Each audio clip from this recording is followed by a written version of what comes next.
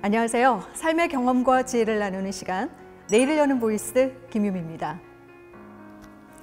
흔히 컴퓨터 게임으로 대표되는 e스포츠가 스포츠 산업의 새로운 미래 산업으로 주목받고 있는데요. 젊은 세대들 사이에서도 미래 유망 직업으로 e스포츠에 대한 관심이 높아지고 있습니다. 그래서 오늘 내일을 여는 보이스 이 시간에는 e스포츠 산업학자 정연철 교수와 함께 e스포츠 직무의 세계에 대한 이야기 들어보겠습니다.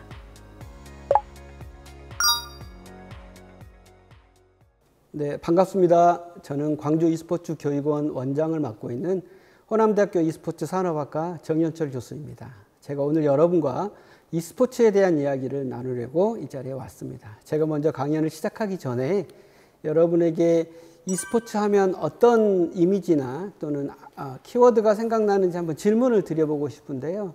아마 여러분들께서는 게임이다, 배틀 뭐 이런 용어들을 쓰실 것 같아요. 근데 물론 이 말이 틀린 말은 아니지만 이제는 우리가 e스포츠가 엄연한 산업으로 성장하였기 때문에 이 산업에 대해서 여러분들하고 이야기를 해보려고 합니다. 우리가 e스포츠 산업이다라고 하면 산업은 결국은 경제적 활동을 하는 것과 연결이 되어 있기 때문에 다양한 직업들이 있거든요. 그런데 여러분들은 과연 얼마나 많은 직업들을 알고 계시는지, 또 오늘 제가 그 직업에 대한 이야기를 같이 나눌까 합니다. 자, 그래서 먼저 제가 여러분에게 과연 e스포츠는 얼마나 인기가 있을까요? 라고 하는 이야기를 한번 해보겠는데요.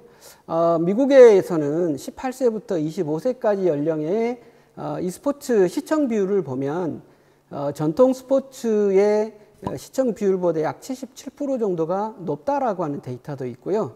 그 다음 e스포츠와 관련돼서 전 세계 시청자를 보면 2021년에는 약 5억 5천만 명, 22년에는 6억 4천만 명이 이를 정도로 이제는 e스포츠가 산업으로 성장하였다는 것은 누구나 알 수 있는 그런 상황이 되었습니다. 그런데 우리가 e스포츠에 대해서 또 한 가지 재미있는 것은 이제는 e스포츠를 자기가 좋아하는 스타 플레이어, 구단을 따라다니는 팬덤들이 형성이 되었는데요.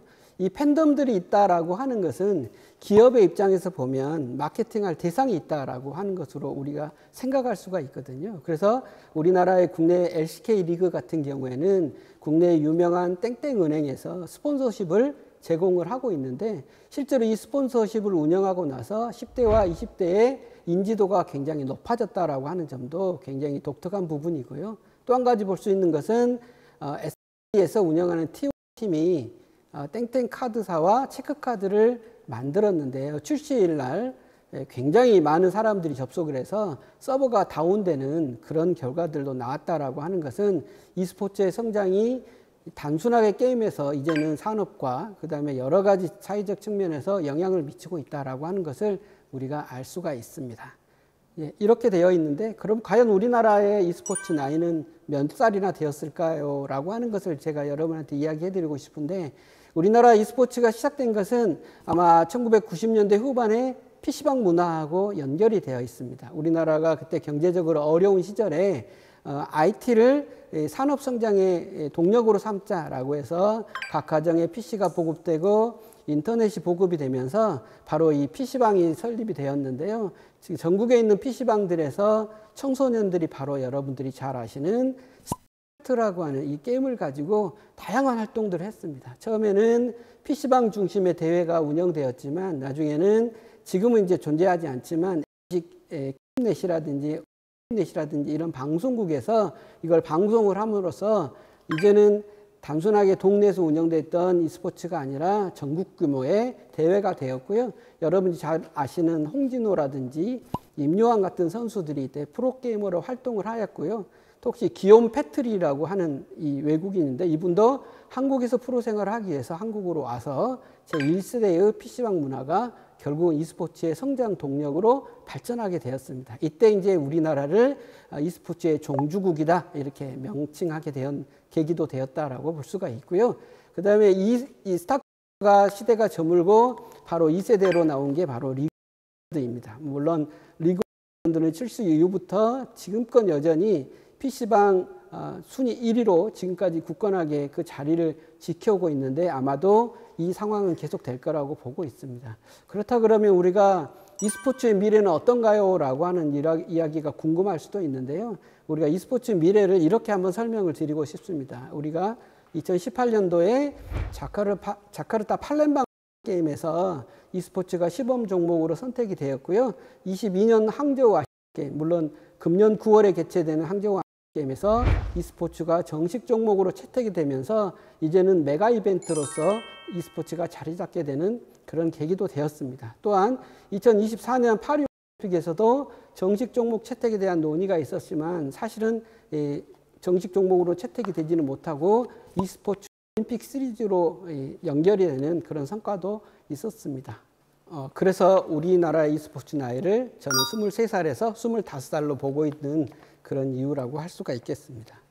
그런데 e스포츠와 전통 스포츠의 가장 큰 차이점 중에 하나는 바로 e스포츠는 종목사, 즉 주인이 있다라고 하는 것입니다. 우리가 e스포츠와 전통 스포츠를 구분할 때 가장 크게 구분 짓는 것인데요. 종목사는 결국 이 게임을 개발한 회사 또는 지적재산권을 가지고 있는 회사가 있다라고 하는 부분인데 우리가 이런 부분에서는 좀 아쉽게도 만약에 우리가 대회를 개최한다든지 이렇게 되었을 때는 종목사의 허락을 얻어야 되는 그런 좀 어려운 점도 있습니다. 그렇지만 분명한 것은 e스포츠의 발전은 앞으로도 계속될 것이다 라고 그렇게 제가 말씀을 드릴 수가 있겠습니다. 제가 간단히 e스포츠에 대한 이야기를 해드렸지만 사실은 e스포츠를 가지고 할 수 있는 이야기는 굉장히 많습니다. 그렇지만 제가 여기에서 이제 e스포츠와 관련된 직업에 대한 이야기를 여러분들하고 해볼 텐데요. 우리가 e스포츠 하면 가장 먼저 떠오르는 직업은 바로 프로게이머입니다. 이 프로게이머는 농담으로 서울대에 들어가기보다 어렵다라고 하는 그런 농담을 할 정도로 진입장벽이 굉장히 높습니다. 그래서 이 프로게이머에 대한 청소년들의 직업 순위는 항상 해보면 10위 이내에 들어올 정도로 굉장히 학생들에게 지지도가 높은데 상대적으로 프로게이머가 되기 위해서는 프로구단에 추천을 받거나 또는 훈련생으로 들어가거나 뭐 하는 과정을 거쳐야 되고요. 무엇보다도 프로게이머가 되기 위해서는 이 e스포츠에 대한 자신만의 열정뿐만 아니라 정말로 이게 최근에는 개인의 역량을 더해서 팀 활동이 되기 때문에 팀 간의 조화도 굉장히 중요한 요소로 되어 있기 때문에 저희들이 교육원에서 운영을 하다 보면 학생들이 처음에 왔을 때 어떻게 게임을 시작했습니까? 라고 물어보면 대부분의 학생들이 친구 따라서 배우게 되었습니다. 어떻게 게임하는 능력을 늘리게 되었나요? 라고 하면 유튜브를 통해서 배웠습니다. 이런 정도로 이야기하는데 이게 이제 친구들끼리의 친선이라든지 놀이 문화로서 e스포츠를 즐길 때는 이게 크게 문제가 되지 않지만 만약에 여러분들이 프로게이머로서 직업을 선택하고 싶다면 이제는 체계적으로 배우고 나의 나쁜 게임 습관이 무엇인지 팀 간의 활동을 할 수 있는 방법이 무엇인지 그 다음에 프로 선수가 되었을 때는 직업이기 때문에 팬들과 어떻게 소통할 것인지 그 다음에 나의 멘탈 관리는 어떻게 할 것인지 이런 것들을 체계적으로 배워야 한다고 저는 여러분에게 말씀을 드리고 싶고 제가 조금 후에 우리 교육원 이야기를 드릴 텐데 저희 교육원에 오시면 프로게이머로 가는 과정들을 여러분들과 상담하고 지도할 수 있는 그런 과정들이 개설되어 있습니다.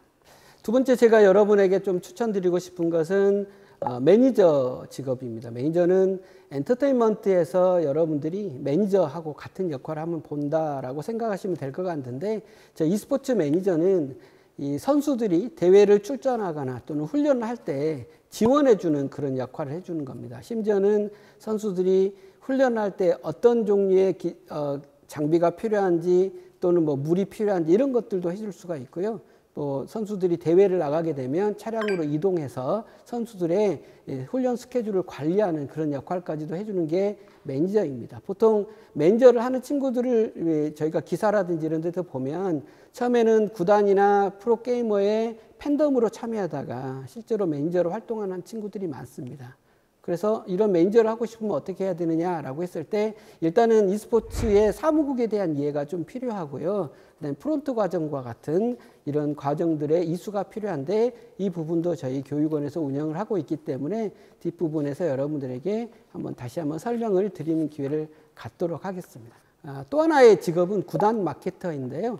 이 구단 마케터는 크게 본다 그러면 요즘에 e스포츠 프로구단들이 있는데요. 이 프로구단들에서 자기 구단과 기업과의 협업을 하는 스폰서십을 구하거나 또는 선수 개인들이 활동을 할 때 선수 개인에 대한 이력들을 보여주면서 이 구단의 가치를 높이는 겁니다. 그래서 이 구단 마케터는 실제로 이제 마케팅을 하기 때문에 기업과의 소통 능력, 그다음 팬들과의 소통 능력을 가지고 있어야 되기 때문에 이런 부분을 하려 한다 그러면 이 소통하는 방법이라든지 또는 이제 마케터 같은 경우에는 우리 팀에 대한 소개를 해야 되기 때문에 프리젠테이션이라든지 스피칭 능력들을 가지고 있어야 됩니다. 그래서 이 부분에 대해서도 제가 조금 후에 교육원에 대한 이야기를 소개할 때 다시 해드리도록 하겠습니다. 네, 또 하나는 리그 기획자를 소개해드리고 싶은데요. 결국은 경기가 만들어져야만 팬들도 생기고 선수들도 활동을 할 수 있습니다. 그래서 이런 경기를 만드는 사람들 중 리그 기획자인데요. 여러분들이 잘 아시는 것처럼 롤, 그다음 배틀그라운드와 같은 이런 리그 기획을 하기 위해서는 전체적으로 대회의 특성, 그다음에 대회를 운영하기 위한 규정과 같은 부분들을 만들어야 되고 또 이 리그 기획자가 되기 위해서는 전체적으로 e스포츠 경기 자체가 가지고 있는 특성을 이해를 해야 됩니다. 그리고 이 리그 기획자가 연결돼서 또 제가 여러분에게 말씀드리고 싶은 것은 방송 중계 과정입니다. 이 e스포츠는 보는 스포츠로 성장을 했기 때문에 실제로 경기장에서 오는 사람들보다 이 온라인이라든지 이런 것을 통해서 시청하는 사람들이 많기 때문에 얼마나 효과적으로 화면을 연출할 수 있고 경기장에서의 상황들을 박진감 있게 전달할 수 있는가에 대한 부분인데요. 이런 부분을 학습하기 위해서는 게임에 대한 이해도 중요하지만 옵저빙 과정이라고 이 부분을 반드시 여러분들이 학습을 해 주셔야 됩니다. 제가 시간이 한정이 되어 있어서 직업에 대해서 많이 말씀을 드리지 못했는데 정말 많은 직업군들이 있습니다. 여러분들이 이 직업에 대해서 좀 더 많이 알 수 있고 진로를 설계할 수 있도록 저희들과 함께 해주시면 저희들의 교육원에서도 여러분들의 진로 개발에 많은 도움을 드릴 수 있을 거라고 생각하고 있습니다.